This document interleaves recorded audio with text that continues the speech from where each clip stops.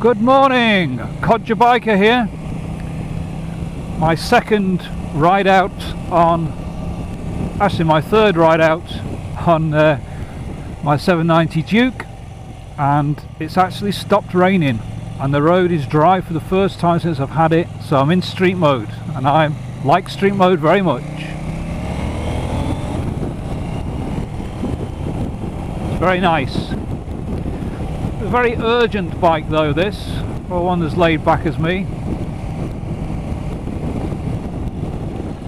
Done a couple of modifications to the bike while it's been wet.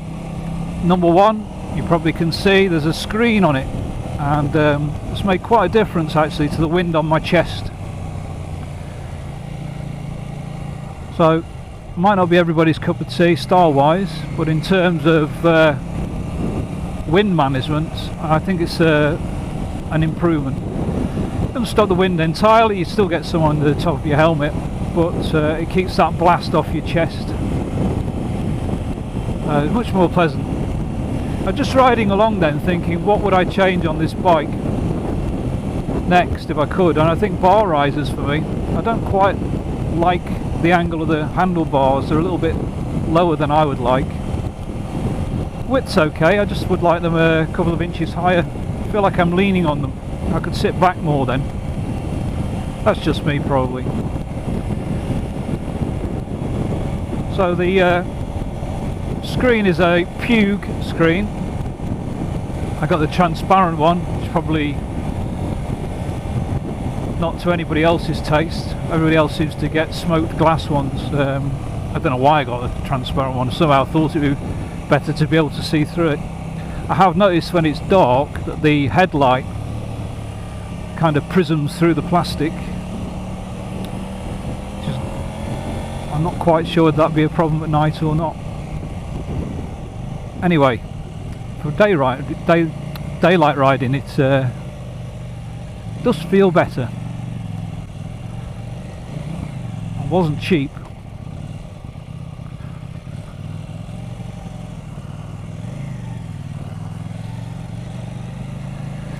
Just doing my usual little potter around at this time of the year, around the local villages.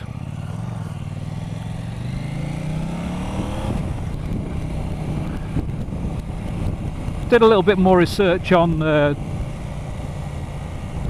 settings for the bike. I've got revision 0.2 firmware.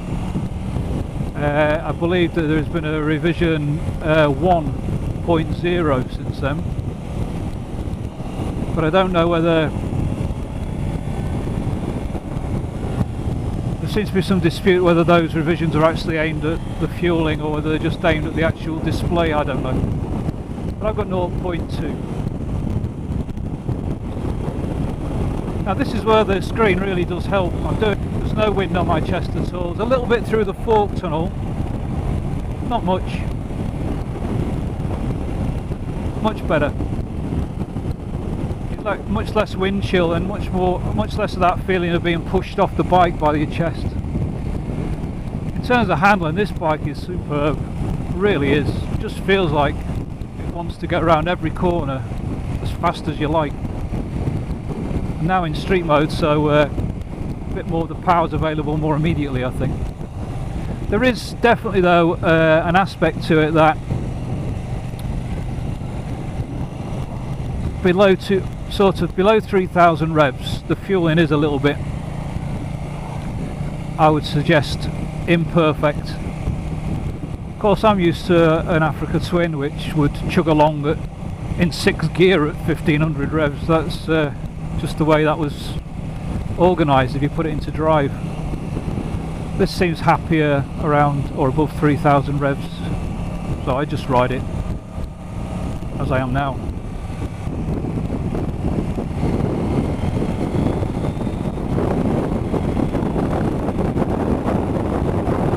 That's where the screen really comes into its own. Last week when I was riding at this speed without a screen, I did feel like the wind would push me off, which is what you'd expect on a naked bike. So that's made a difference. Things I'm still getting used to is the rear brake pedal is a little low for my liking. I'm used to having a pedal that's level with the peg and this one's below it. The idea that you rotate your foot around to press it. I suppose I am getting used to it. Nothing wrong with the brake itself, just the activating mechanism's not what I'm used to, and it's not how I would have it given a choice, to be honest.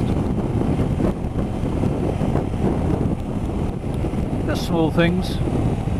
I'll pull over in a minute and show you the SW-Motech Street Rack.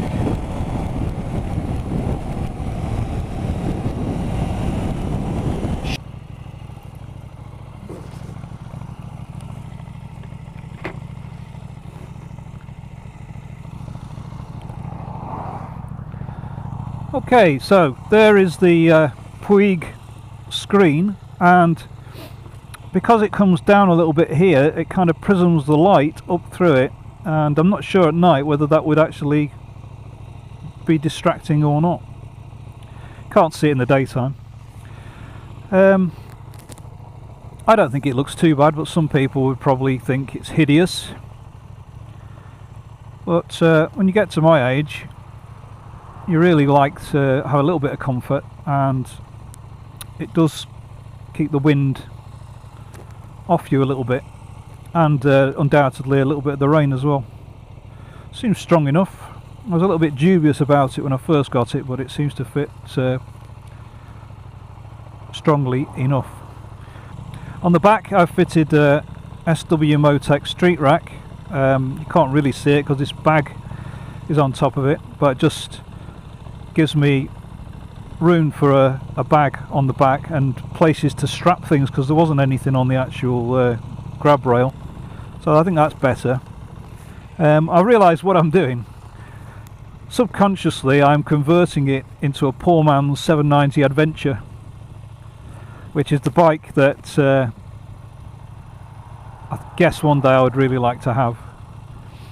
In terms of the bike itself, the engine's fantastic, the handling is superb, the fueling below 3000 revs a little bit annoying.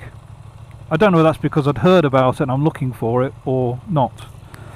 I've got to add one more thing to it, which is a radiator guard, because it does get a lot of mud up there with the very short mud guards. So that'll be the next job. Oh, I did actually get a radiator guard from R&G.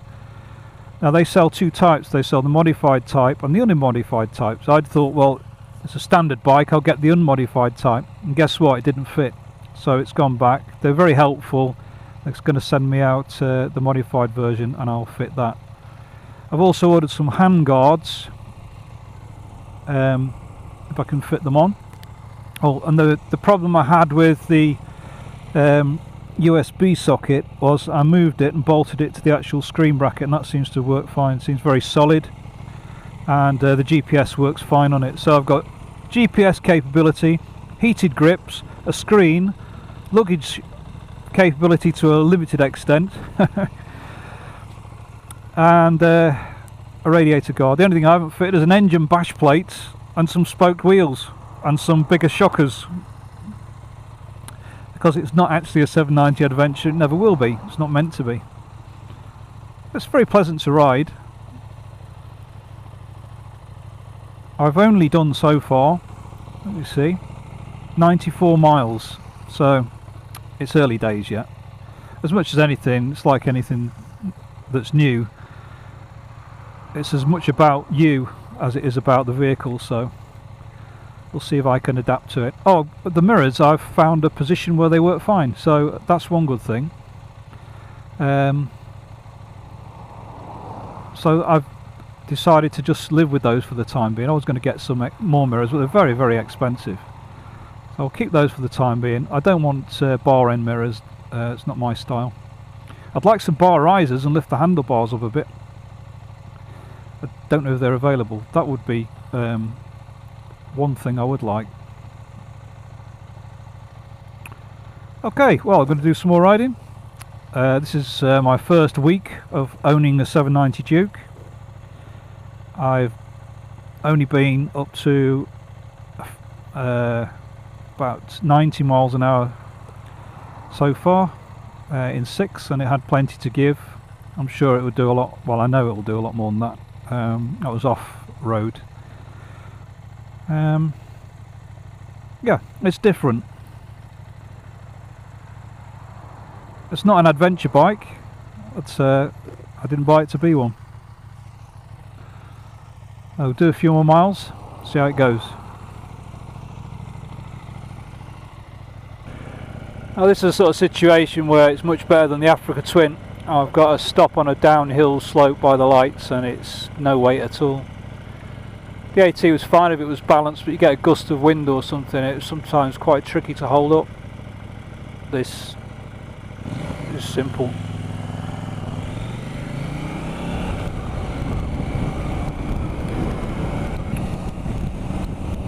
Just coming up to my first 100 miles. Mirrors. Ugly, but I've adjusted them and I can live with them now. I can actually see quite well, so they will be okay for the time being. Screen. Ugly, but much better. I don't think it's that ugly. Much better in terms of wind protection on the chest. Maybe in the summer I'll fit a smaller one, but for now it's fine. Expensive though. I'll put the reference to it below or in the description. SW-Motech Rack. Very, very expensive. Oh, and also I forgot to mention, if you do get the SW-Motech Rack, if you're mad enough to pay the price, Street Rack, when you fit it, fit the exhaust heat shield to the bracket before you fit the bracket to the bike, because it's very, very difficult to get at once you've mounted the bracket to the bike. It does actually tell you to fit the bracket and then fit the heat shield. I had to take the bracket off again and fit the heat shield, and the bolts which hold the bracket on are a very soft alloy, so they actually didn't respond very well to being taken off and put back on twice. So my advice would be fit that heat shield before you fit the bracket. It's easier to torque up properly and everything anyway.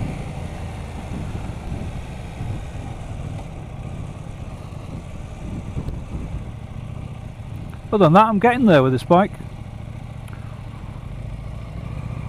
Gene Chandler.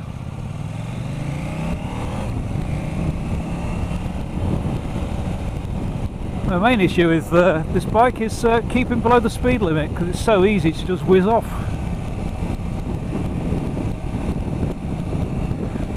The suspension is still firm.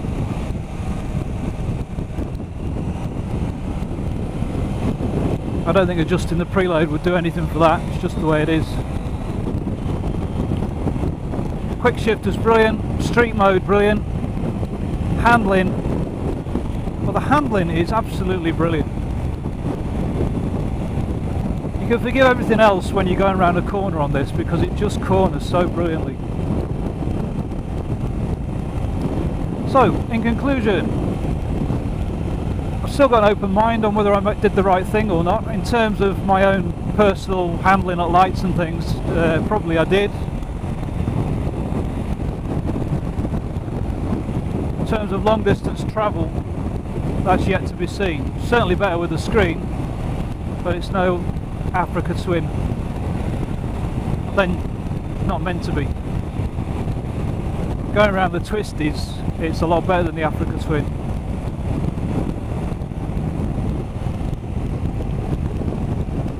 Swings and roundabouts, or straight lines and bends.